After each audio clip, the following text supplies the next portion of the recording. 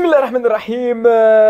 Hello again and again. Hello les fanophiles. Donc, gastro-entérologie, c'est-à-dire la physiologie de la gastro-intestinale, c'est-à-dire on va commencer par le cours de la régulation hormonale, c'est-à-dire on va parler des principales hormones qui vont mettre en jeu pour réguler notre alimentation chaque repas, chaque jour. Il y a une régulation spécifique et comme ils disent notre professeur de la physiologie lorsque j'étais petit, tout y lié, tout y lié, tout y lié. Donc comme l'habitude, on va commencer par un proverbe qui dit If you have a dream, you should protect it. If you have un rêve, si vous avez des rêves, il faut toujours protéger, il faut toujours combattre pour vivre. Donc, première hormone, c'est la sécrétine. Donc, la sécrétine, c'est une hormone qui est sécrétée par des cellules spécifiques au niveau du duodénum, ce qu'on appelle les cellules S. Ces cellules sont régulées par deux choses, par l'acide et les acides gras. C'est-à-dire, lorsqu'il arrive l'acide qui est sécrété par le suc gastrique, donc l'arrivée de l'acide au niveau du duodénum va sécréter la sécrétine. Cette sécrétine va inhiber la sécrétion d'acide donc au niveau gastrique. Donc l'arrivée de l'acide va faire un feedback, va sécréter la sécrétine et la sécrétine va revenir au niveau de l'estomac par une régulation endocrine et va inhiber la sécrétion de l'acide. Aussi, elle va sécréter, elle va essayer de tamponner l'acide qui arrive au niveau du duodénum par la sécrétion pancréatique de bicarbonate.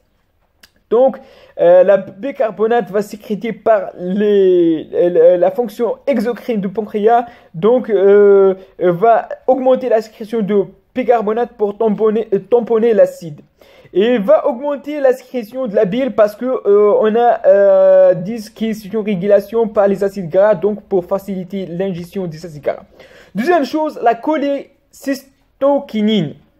Donc cholécystokinine, appelée aussi CCK, donc c'est une substance sécrétée par les cellules I au niveau du duodénum ou du jejunum, va être augmentée par les acides gras et les acides aminés. Donc les acides gras, pourquoi les acides gras va augmenter la CCK? Tout simplement, ces acides gras, lorsqu'ils arrivent au niveau du duodénum, donc ces acides gras va stimuler la sécrétion de CCK et ces CCK c'est une substance importante pour l'absorption et pour la digestion des acides gras, parce que va augmenter la sécrétion pancréatique. Pourquoi la sécrétion pancréatique? La lipase. La lipase pancréatique on a besoin de lipase pour ingérer ces acides gras. Donc les acides gras va augmenter la CCK aller au niveau de pancréas, allez dégage la sécrétion de lipase pancréatique. Aussi au niveau de pancréas, il y a des enzymes pour la digestion des aminoacides. Donc ce qu'on appelle trypsine, chymotrypsine et autres, élastine, etc. Autres enzymes pour la digestion des aminoacides. Aussi, il y a des acides biliaires au niveau de vésicules biliaires. On a besoin de ces acides biliaires pour émulsifier les acides gras. Donc, il y a augmentation de la sécrétion biliaire, de la contraction de la vésicule biliaire, donc la sécrétion, donc l'excrétion de la vidange biliaire.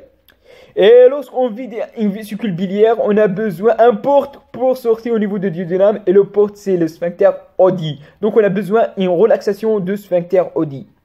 Donc c'est tout lié. Donc l'arrivée des acides, je vous répète pour la dernière fois, l'arrivée des acides gras au niveau du duodénum va augmenter la sécrétion de CCK par les cellules I. Cette CCK va aller aux deux choses. Au niveau de pancréas, va augmenter la sécrétion de sucre pancréatique. Au niveau de vésicule biliaire, va entraîner de contraction et la relaxation du sphincter Oddi pour libérer le sucre, les acides biliaires et le sucre pancréatique.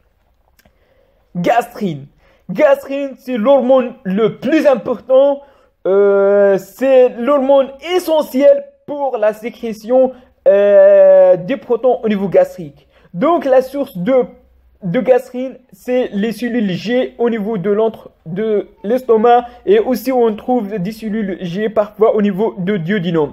La régulation, c'est lorsqu'il y a une distension de l'estomac par l'arrivée des aliments ou bien une alcalinisation de sucre pancréatique, de sucre gastrique par l'arrivée des aliments, donc alcalinisation de l'acidité gastrique, ou bien par l'arrivée des peptides. Lorsqu'on mange un peptide, il y a au niveau de l'estomac, il y a la pepsine. Ce pepsine nécessite des protons pour... on a la pepsinogène. Cette pepsinogène nécessite les protons pour être activés en pepsine. Donc, on a besoin, si on mange des peptides, on veut la dégrader. La dégradation des peptides nécessite la pepsine. Et la pepsine nécessite l'acide, donc les peptides vont activer la sécrétion de gastrine et ce gastrine va sécréter l'acide pour maintenir un milieu acide favorable pour l'activité de pepsine.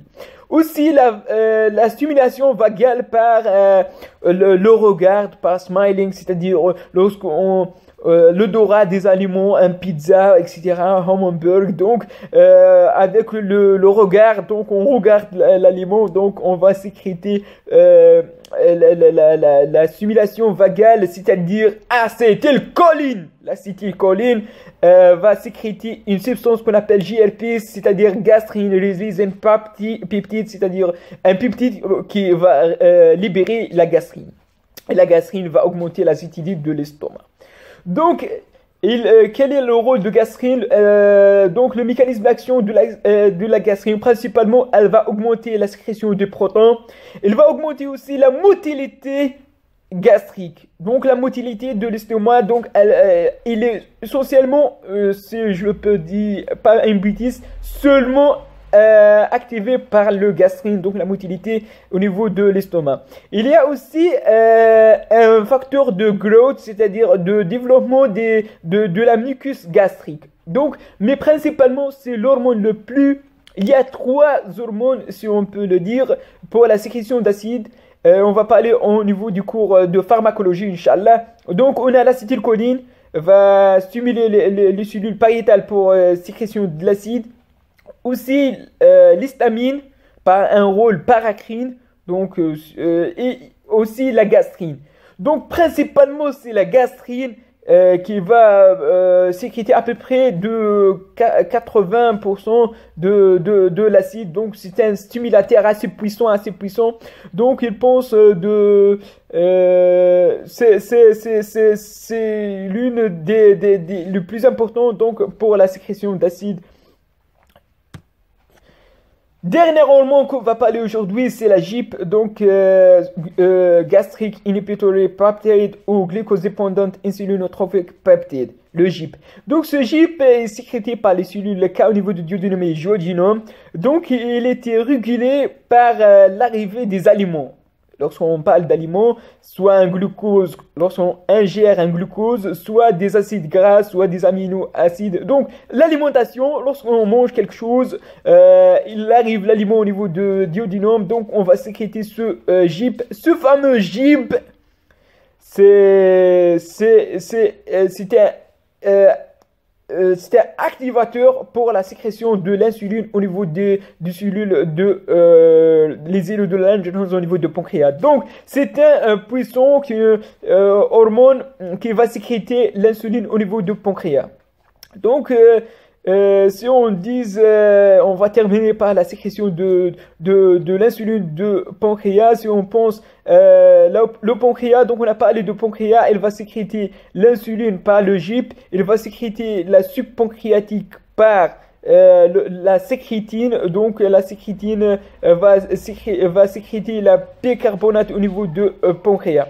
Donc, si on pense la sécrétion de l'insuline d'un côté et la sécrétion de sucre pancréatique, donc la fonction endocrine du pancréas vers la fonction exocrine du pancréas. Donc, le pancréas contient 2% de cellules endocrines.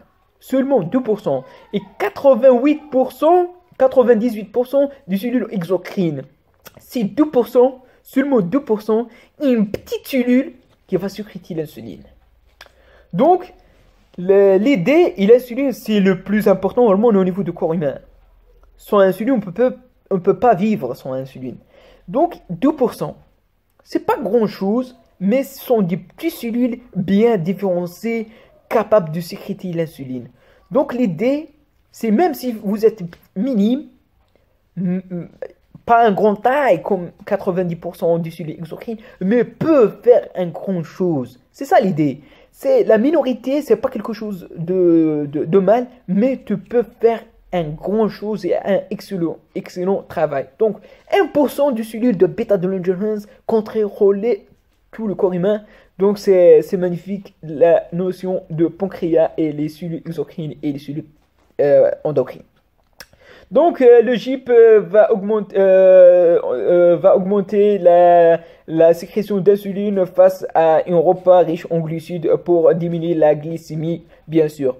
Donc, et aussi, elle va diminuer la sécrétion d'acide parce que les aliments sont au niveau de duodénum, on n'a pas besoin d'une sécrétion trop d'acide. Donc, toujours, on a besoin d'acide pour ingérer, mais dans certaines limites. Parce que l'excès de l'acide va causer des ulcères et va causer des complications et des choses qui sont gravissimes.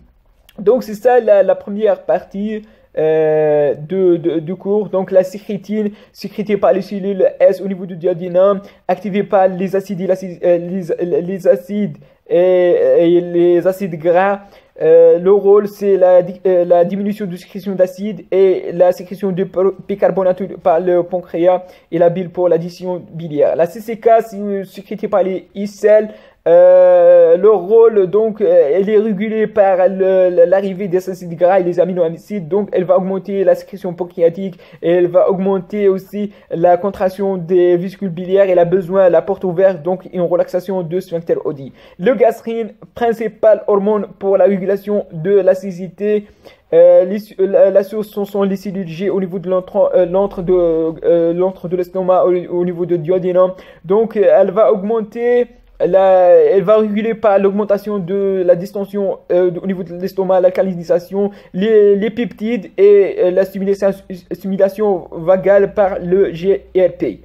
Donc l'action, c'est le principal sécréteur de protons et elle va augmenter la motilité intestinale et l'hypertrophie de la muqueuse gastrique. Le GIP, c'est un hormone qu'on a besoin pour la sécrétion de l'insuline au niveau de pancréas et la diminution de la sécrétion d'acide. Donc c'est un feedback au niveau de la sécrétion d'acide. Donc je vous remercie pour votre attention. N'hésitez pas de cliquer sur j'aime, abonner sur ma chaîne, aimer, aider, partager et à la prochaine, Inch'Allah. Salam.